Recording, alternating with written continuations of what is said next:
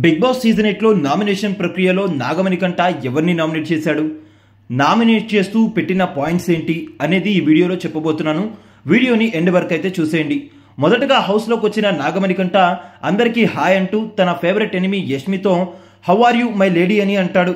నువ్వు హౌస్లో లేవు కదా, నేను బాగానే ఉన్నానులే అంటూ కామెడీ చేస్తుంది యష్మి.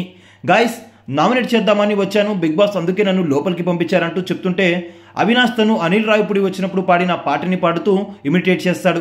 ఇక చాలు, నవ్వులైపోయాయి, సీరియస్ అవుదామా ఇప్పుడు అంటాడు నాగమణికంట.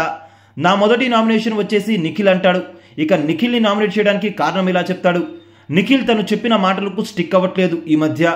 నేను హౌస్లో ఉన్నప్పుడు పూల్ జంపింగ్ టాస్క్లో పృథ్వీ వల్ల సోనియా కింద పడిపోయిందని అతనికి గంట క్లాస్ పీకాడు. మనం యాక్టర్స్ రా, ఆర్టిస్టులు రా, అలా చేయకూడదు, మనకంటూ కొన్ని రెస్ట్రిక్షన్స్, లిమిట్స్ ఉండాలి అంటూ చెప్పుకొచ్చాడు. అలాంటిది అతనే నన్ను ప్రభావతి టాస్క్లో ఏం చేశాడో మీ అందరూ చూశారు. దాని తర్వాత మొన్న పానిపట్ యుద్ధంలో కూడా ఎలా ప్రవర్తించాడో మీరు చూశారు.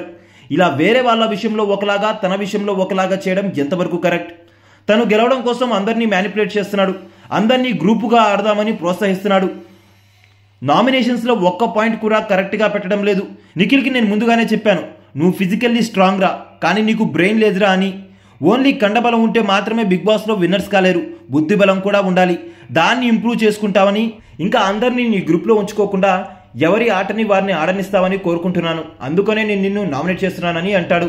ఇక నబీల్ అయితే, నబీల్ ఫస్ట్ 2 వారాలు నువ్వు ఒకలాగా ఆడావు, దాని తర్వాత వేరే లెవెల్లో ఆడావు. ఇక వైల్డ్ కార్డ్స్ హౌస్లోకి వచ్చే ముందు దాకా హౌస్లో నీ పేరే మారుమోగింది, ఎక్కడ చూసినా ఎక్కడ విన్నా.